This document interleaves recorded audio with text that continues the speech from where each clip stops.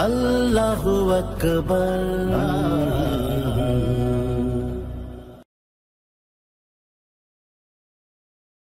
সম্মানিত মুসলিম کرام, আসসালামু আলাইকুম রহমতুল্লাহ। আমরা সূরাতুল বাকারার ধারাবাহিক আলোচনা করে যাচ্ছি। এখন আমরা সূরাতুল বাকারার 130 নম্বর আয়াত থেকে আলোচনা করব।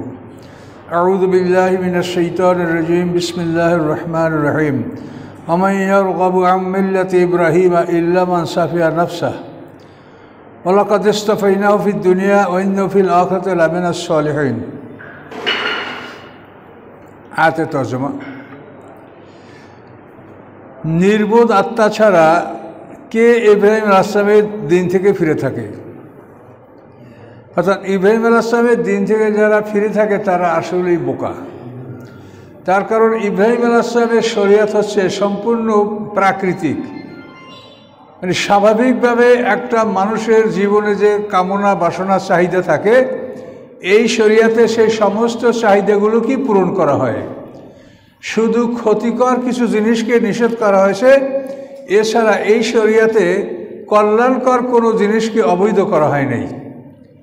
এই জন্য বলা হয়েছে যে ইব্রাহিম আলাইহিস সালামের দিন থেকে কে ফিরে থাকে? নির্বোধ ছাড়া। দেখেন, ইব্রাহিম আলাইহিস সালামের শরীয়তে জেনাকে হারাম করা হয়েছে। এখন এই জেনা, এটা যে কত ক্ষতিকর এটা এখন পৃথিবীর মানুষ উপলব্ধি করছে। যে পৃথিবীতে এখন প্রায় 20 কোটি মানুষ এইডস রোগে আক্রান্ত, এবং এই রোগের কোনো সঠিক চিকিৎসা নাই। এদের ভবিষ্যৎ হলো মরণ ছাড়া কিছু নাই। তাহলে এই রোগ জেনার থেকে সৃষ্টি হয়। এখন এইডস রোগের চিকিৎসকরাও বলেন যে কোনো নারী যেন একাধিক পুরুষের সাথে সম্পর্ক সৃষ্টি না করে, কিন্তু তারপরেও তারা ইসলামের আইনটাকে যে ভালো এটা তারা বলে না। তাদের ভাষায় তারা বলে যে কোনো নারী যেন একাধিক পুরুষের সাথে সম্পর্ক স্থাপন না করে, তার কারণ তাহলে এইডস রোগ দেখা দিবে। এইডস রোগ হওয়ার কারণ হলো মানুষের শরীরে যে রক্ত, এই রক্তের গ্রুপ আছে। এখন কারো শরীরে যদি রক্ত প্রবেশ করাতে হয় তাহলে গ্রুপ মিলিয়ে করাতে হবে। যেমন আমার রক্ত ও পজিটিভ, আমার অপারেশনের সময় ও পজিটিভ রক্ত আমরা সংগ্রহ করে শরীরে ঢুকে আমার অপারেশন করি। এরকম আপনাদের সবারই, যার দেহে রক্তের যে গ্রুপ, ওই গ্রুপের রক্তই প্রয়োজন বোধে আপনার শরীরে ঢুকাতে হবে। কিন্তু গ্রুপ না মিলে যদি রক্ত শরীরে ঢুকানো হয় তো ওই মানুষটা আক্রান্ত হবে এবং সে মরে যাবে। তো পুরুষের বীর্যটা এটা রক্ত থেকে সৃষ্টি হয়, এই জন্য পুরুষের বীর্যের আলাদা আলাদা গ্রুপ আছে। কাজে এই জন্য একাধিক পুরুষের বীর্য যদি এক জায়গায় ইনফিউজ করা হয় তাহলে সেখানে ওই মহিলা কঠিন রোগে আক্রান্ত হবে এবং এই রোগের কোনো চিকিৎসা নেই। তো এই জন্য আল্লাহ জেনাকে নিষেধ করেছে, জেনাকে হারাম করে। ওয়ালা তাকরাবুজ জেনা, জেনার ধারে কাছেও যেও না।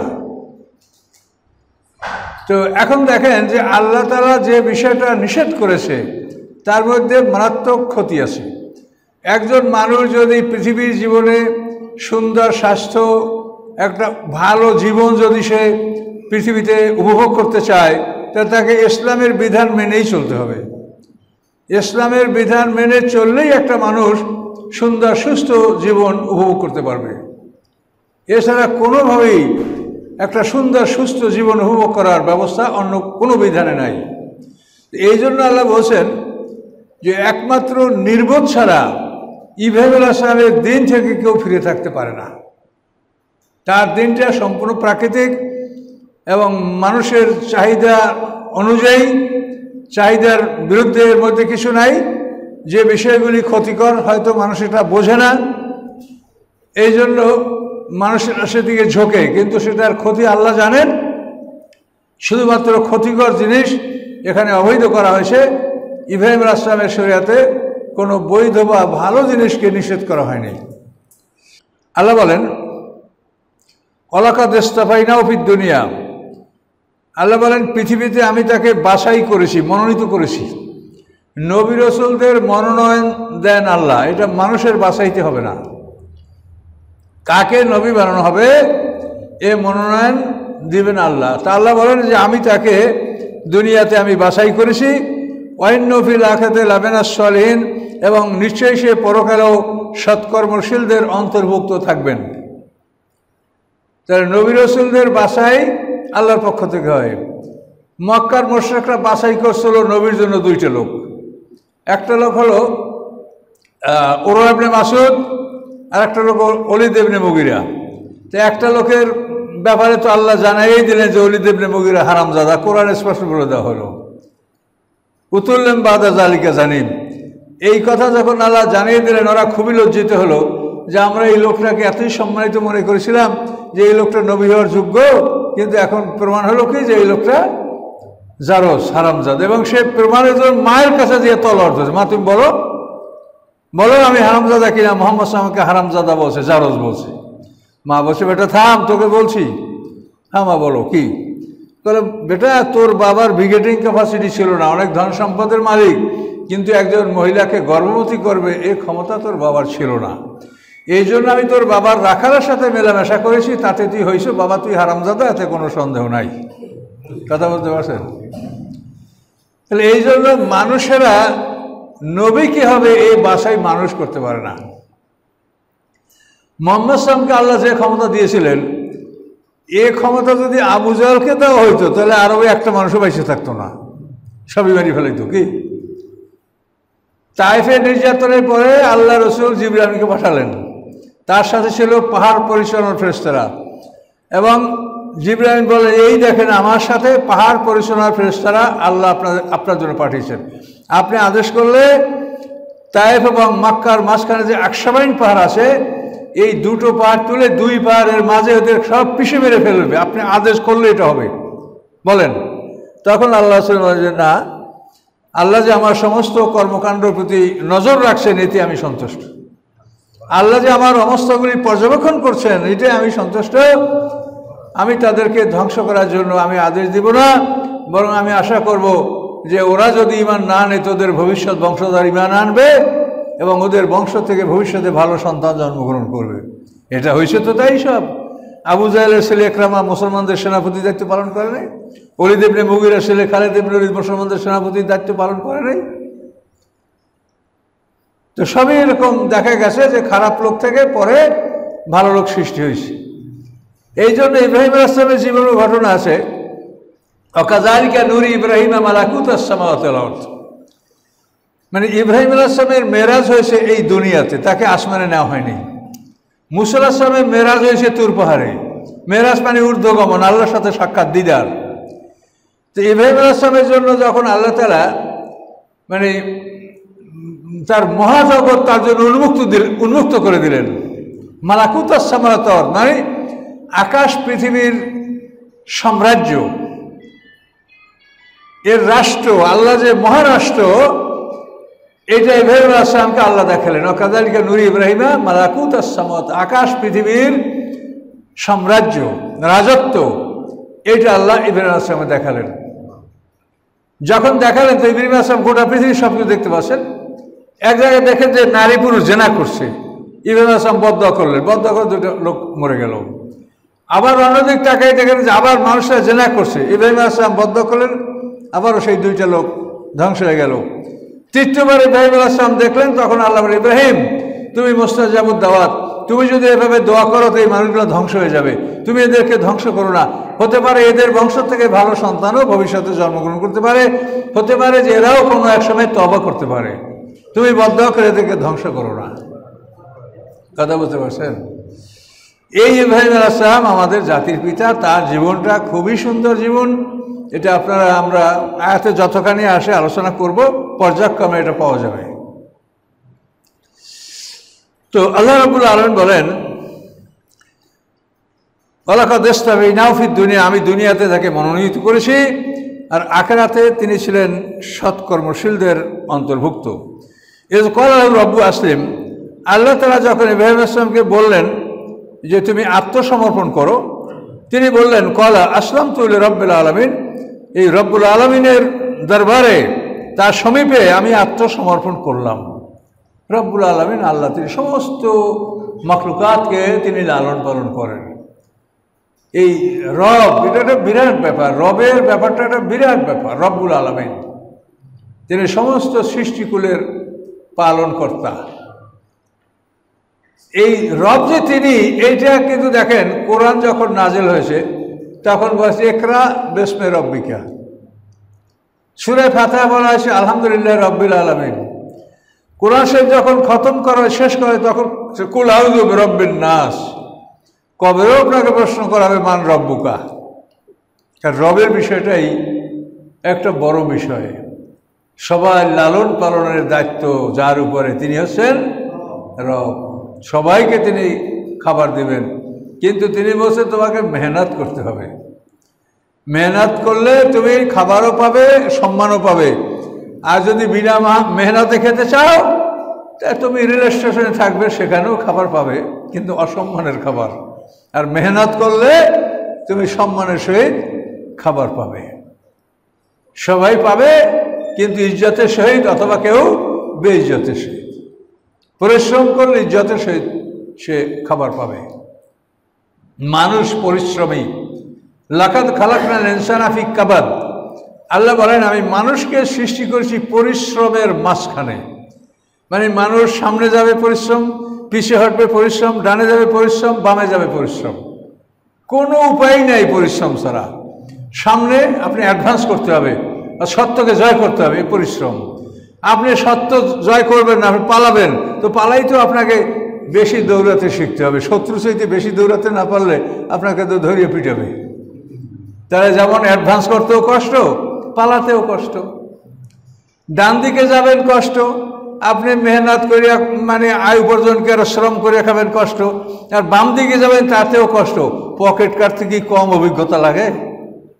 যে আপনি পকেট কাটবেন, চুরি করবেন, এটার জন্য তো যথেষ্ট অভিজ্ঞতা লাগবে। কি চোরে যদি কাশ থাকে তা চুরি করতে পারবে? আমাদের বরিশালে কথা আছে যে রাগ্য আলেম কাশ্য চোর। মানে আলেমের যদি থাকে গোস্বা আর চোরের যদি থাকে কাশ, এই দুই শ্রেণীর লোক দ্বারা কোনো উপকার হয় না। কাজে আলেমদের রাগ থাকতে পারবে না, তারা হবে নম্র ভদ্র। মানুষে বিরক্ত করবে, শুনতে হবে, মানুষের কথা জবাব দিতে হবে। এই জন্য ডান এবং বাম, অর্থাৎ আপনি যদি ডান দিকে যান আপনাকে পরিশ্রম করতে হবে, আর যদি বাম দিকে যান চুরি ডাকাতি করতে গেলেও আপনাকে অনেক জ্ঞান লাগবে, অনেক কৌশল শেখা লাগবে, তাহলে আপনি চুরি করতে পারবেন। কিভাবে মানুষের মধ্যে পকেট কেটে ফেলায় পকেট কাটরা, ওরে বাপরে বাপ, এটা অস্বাভাবিক তাদের মানে একটা কৌশল তারা জানে।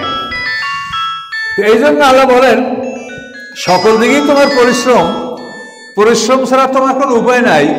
কাজেই তুমি এই পরিশ্রমটা নবী রাসূলদের কথা অনুযায়ী করো, আসমানি কিতাব অনুযায়ী তুমি পরিশ্রমটা করো।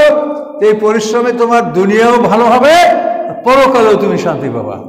আর এই নবী রাসূলের কথা বাদ দিয়ে যদি নিজের বুদ্ধিতে পরিশ্রম করো, এই পরিশ্রমের ফলাফল হবে তোমার ভয়ঙ্কর খারাপ। তুমি চুরি করো, ডাকাতি করো, এমন একদিন ধরা পড়বে যে তোমার চোখ উপড়ে ফেলবে, হাত পা ভেঙে দেবে, এমনকি তোমাকে এভাবে নির্যাত করে মেরেও ফেলতে পারে।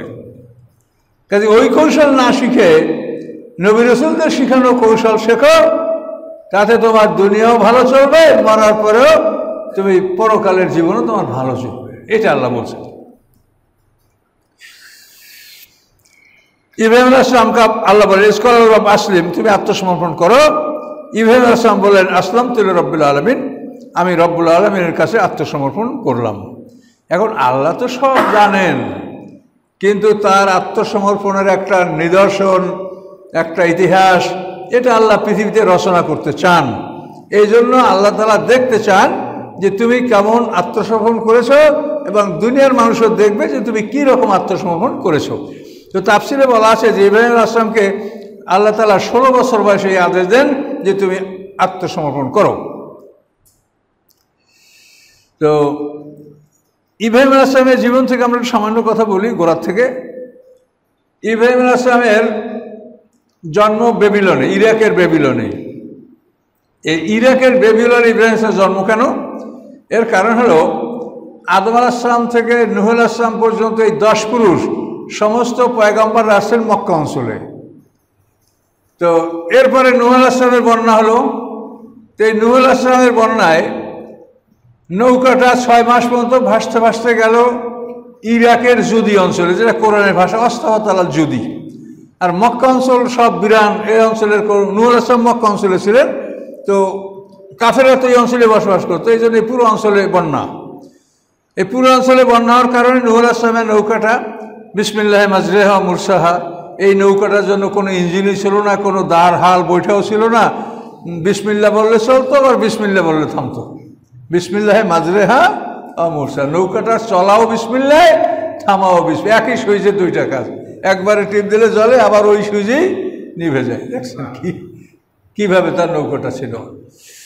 এই নৌকাটা 6 মাস পানিতে ভাসতে ভাসতে অ্যারারুট পর্বতমালার একটা অঞ্চল জুদি, এই জুদি অঞ্চলে নৌকাটা থামলো। আর এই নৌকার মধ্যেই ছিল পৃথিবীর মানুষ, সব কাফেররা মরে গেছে।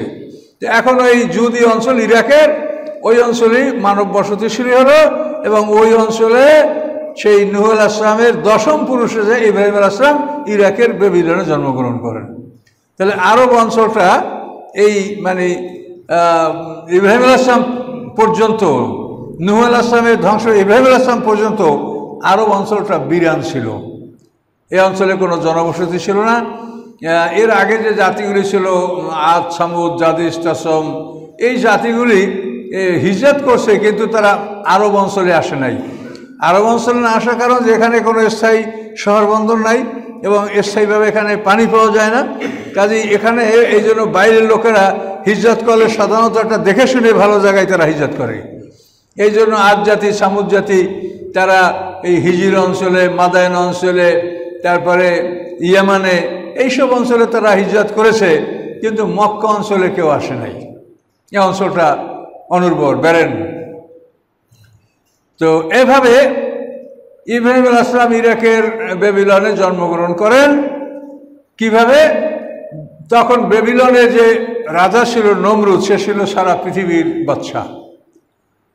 এই নমরুদ স্বপ্ন দেখে যে পূর্ব আকাশে একটা তারকা উদিত হয়েছে।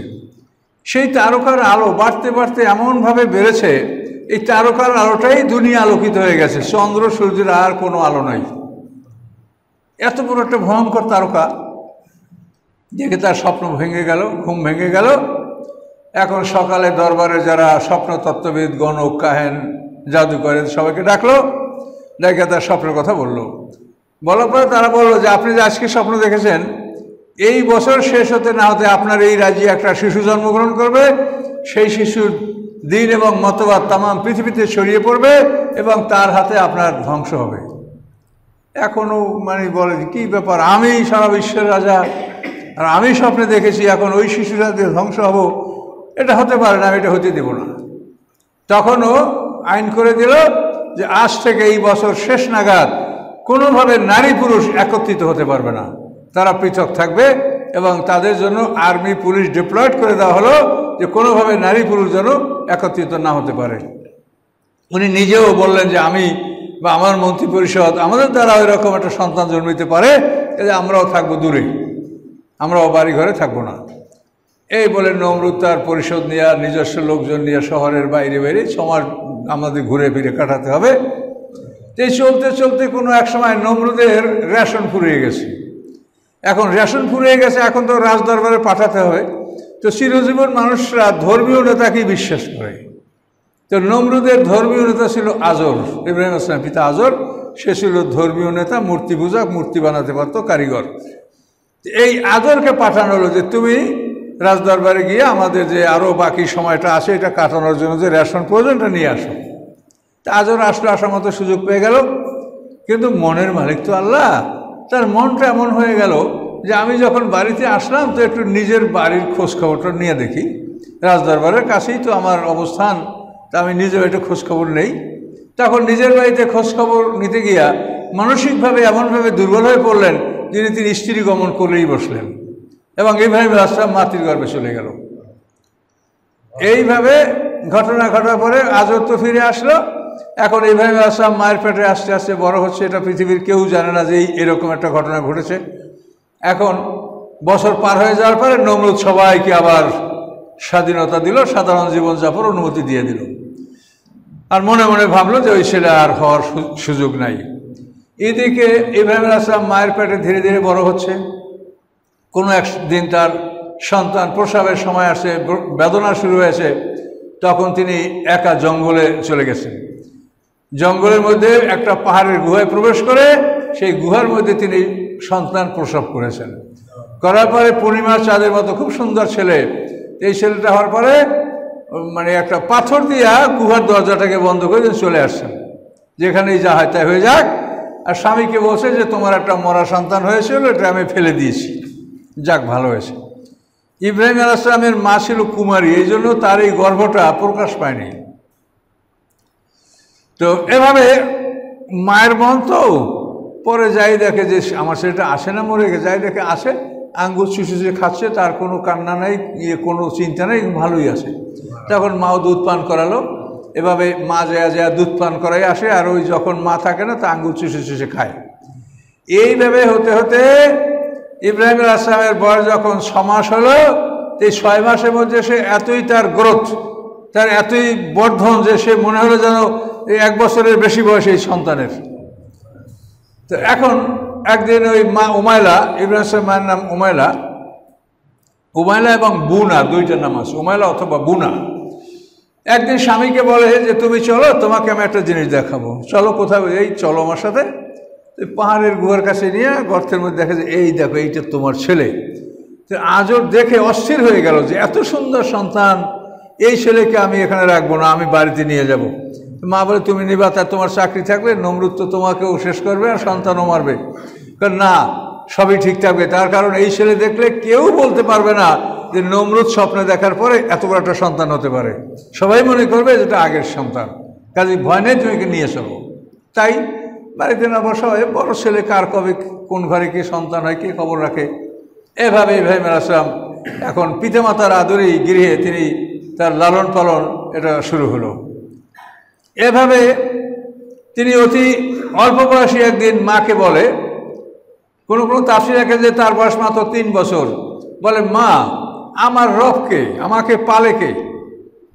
এখন মা বলে তোর রব হয়েছি আমি তোকে লালন পালন করে মানুষ করছি, পাহাড়ের গুহায় তোকে আমি দুধ দিয়েছি, আমি তোর রব, আমি তোর পালন কর্তা। কথা বুঝতে পারছেন? তা আচ্ছা মা আপনি তো আমারে পালেন। মা আপনার রবকে? আমাকে পালে তোর বাবা, আমার খোরাক পোশাক জীবিকা তোমার বাবা দেয়। তো মা আমার বাবার রবকে? তোমার বাবার রব হচ্ছে নমরুদ। তাহলে মা নমরুদের রবকে? এবার মায়ের জ্ঞান এখানে শেষ, মা আর এই কথা জবাব দিতে পারছে না। বলে এটা তো আমি বলতে পারি না, তোর বাবা ধর্মীয় নেতা, তাকে জিজ্ঞাসা করে শুনে নেব। তো আজর আসে পর বলে যে তোমার ছেলের এই প্রশ্নের জবাব দাও। তখন আজরের মাথায় হাত, যে জন্য গোটা জাতি এত কষ্ট করলো সেই বিপদ আল্লাহ আমার ঘরে পাঠাইছে, তা নাহলে এইটুক বাচ্চা এখনই নমরুদের রবকেই খোঁজ করে, এটা কেমন কথা? রাগ করে এটা চর মারছে, এই বেটা নমরুদের নাম নিতে হয়?